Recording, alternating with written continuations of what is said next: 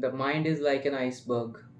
It floats with one-seventh of the bulk above water. These words were given by the famous Sigmund Freud. Hello everyone, my name is Dr. Akash Ganguly and welcome to another video. My topic is Your thoughts are powerful. Yes indeed, your thoughts are very powerful. Well, what is mind? Let us understand this with the help of certain facts which doesn't require to be proved. We all have a certain language base with which we interact with each other. Using this language base, when certain pictures, certain experiences, and certain sensations get associated, that is what we call our mind. Now, what is thought? The continuous self chattering that goes on within us is thought. Whatever things we keep telling ourselves within us, within here, are the thoughts. These thoughts keep moving in a certain loop or pattern. Whenever we get stuck in a thought, what can we do? Just sit back and see within yourself what is going on within. You will find that these thoughts will be operating in a loop or pattern like fashion. But when we sit for a moment longer, we can dig deeper into the root cause of these thoughts. Well, what is the root cause of these thoughts? Can you tell me? Can you guess? The root cause of these thoughts are our desires and our fears. In this journey, we will find that there will be some negative thoughts which may be circling around in our mind. If we want to wash away these negative thoughts, we have to stop and try to feed ourselves with something positive that will help us to grow. Now, as we keep putting these positive things to our minds, we will find that our emotions will change, our feelings will change, our thoughts will change. In fact, the brain is the hardware and our memory is the software. We will find that we keep doing things by thinking within us using this software of our memory. Animals also have their language, but we human beings have such a complex language that we have ourselves been trapped in our own language base. That is our thoughts in our own mind. I know many of you don't like history, but how can we stop our conversation without talking about the great Sigmund Freud?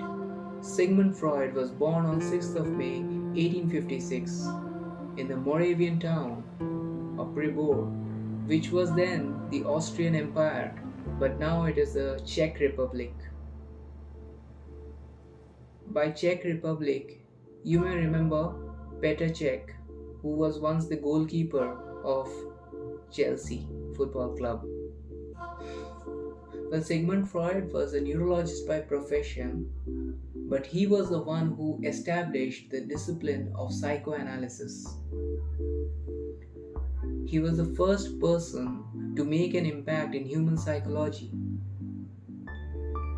by his theories in 1905. There is no doubt that he is the founding father of human psychology. Now let us discuss about two theories of this man Sigmund Freud in order to understand our thoughts, our mind better. It will just give you an insight about your thoughts. First is the topographical model of mind and the second is the structural theory of mind. In topographical model, Freud said that our behavior is influenced by biological drives, that is id, and social rules, that is superego, mediated by the process ego. He divided mind into three regions: conscious, subconscious, and unconscious. At the conscious level, we are highly aware of certain things and certain thoughts, but it is a very fugitive state as these thoughts can slip back between the preconscious and the unconscious.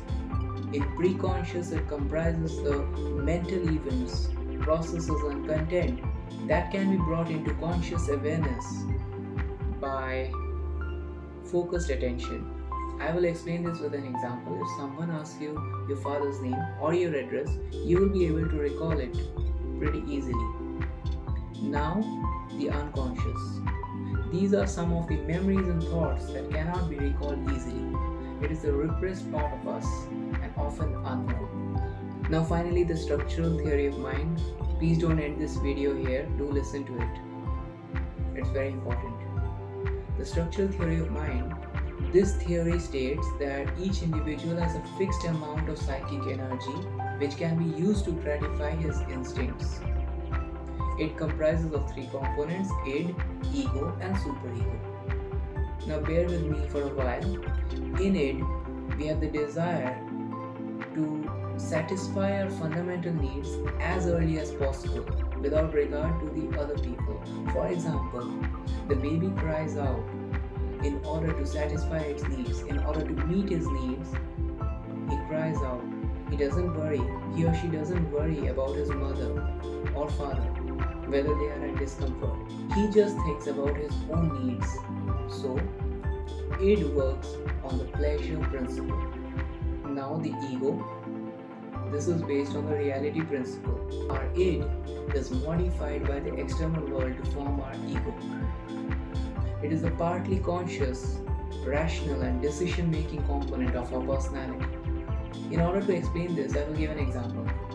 You are in a meeting. You are very hungry. You want to take some snacks. Your id will tell you to go and get out of this meeting and take some snacks. But your ego will tell you to sit for a while and attend the whole meeting before taking any snacks. So your ego will just help you to assume as if you are eating the black forest as a snacks in your mind, but not in reality. And indeed, in reality, you are sitting back for the meeting to end. Now finally, the superego. The superego is a partly conscious, self-evaluative, and moralistic component of our personality. It is based on parental and social rules. Well, in reality, all these three parts together interact in order to form our personality. Now I will end this torture by telling you about Sigmund Freud, but end by giving you a food for thought. Do you know what was the raw material that Sigmund Freud used in order to shape his theories? It was his thoughts and the recollection of his patients. So indeed, thoughts are powerful. They can be used in the way you want to use them. They can either destroy you or help you grow. If you like my content, hit the like button and give your comments below. Subscribe to my channel if you haven't to never miss a video. Thank you.